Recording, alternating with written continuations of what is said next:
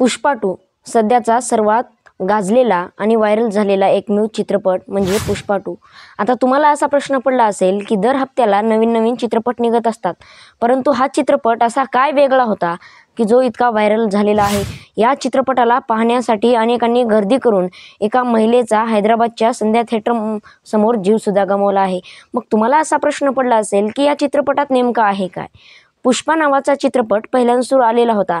अल्लू अर्जुन आणि रश्मिकाने हा चित्रपट काढलेला होता। पुष्पा नावाचा चित्रपट प्रचंडतेने व्हायरल सुद्धा झाला होता।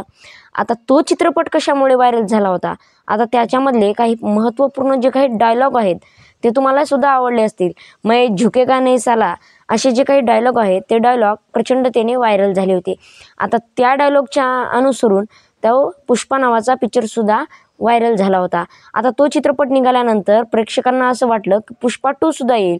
मग डायरेक्टरला वाटलं की खरंच पुष्पा 2 नावावर सुद्धा आपण खूप पैसा कमवू शकतो, म्हणून त्यांनी त्याच पिक्चरचा पुढचा टॉपिक काढला, म्हणजे पुढचा पार्ट काढला आणि पुष्पा 2 नावाचा चित्रपट त्यांनी व्हायरल केला।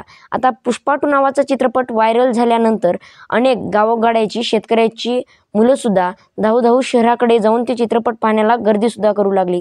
मग तुमच्या मनामध्ये प्रश्न पडला असेल की पुष्पा आणि पुष्पा 2 हीच चित्रपट का व्हायरल झाली, कारण त्यामध्ये हिरो अल्लू अर्जुन आणि रश्मिकाने त्यामध्ये तशा प्रकारचे डायलॉग केलेले आहेत, त्या प्रकारे त्यांनी ॲक्टिंग सुद्धा केलेली आहे, म्हणून ते चित्रपट तेवढे व्हायरल झाले आहेत। मग तुम्हाला असा प्रश्न पडला असेल की थिएटरमध्ये तेवढी गर्दी होत आहे, पण माझ्या शेतकऱ्याच्या पिकाला भाव मिळाला नाही म्हणून जे शेतकरी आंदोलन करतात त्या आंदोलनामध्ये कोणीही सहभाग घेत नाही। एवढ्या प्रचंडतेने जर त्या आंदोलनात सहभाग घेतला असता तर कदाचित आज आमच्या शेतकऱ्याच्या सुद्धा पिकाला भाव मिळाला असता। तुम्ही कुठलेही शेतकऱ्याचे आंदोलन पहा, जास्तीत जास्त 200 ते 300 लोक त्यामध्ये दिसतात, परंतु या चित्रपटाला पाहण्यासाठी सर्व थिएटर भरून सुद्धा अनेकांना हा चित्रपट पाहायला मिळाला नाही। मग तुम्ही हा चित्रपट पाहिला असेल तर एकदा कमेंट करून नक्की सांगा। आणि येणाऱ्या काळात अशा चित्रपटाची गरज आहे का माझ्या शेतकऱ्याच्या आंदोलनात सहभाग घेण्याची गरज आहे।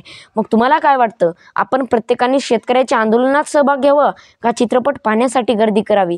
तर मित्रांनो, खाली कमेंट करून एकदा नक्की सांगा। आणि व्हिडिओ जर आवडला असेल तर लाईक करा आणि चॅनलला एकदा सबस्क्राईब नक्की करा। धन्यवाद।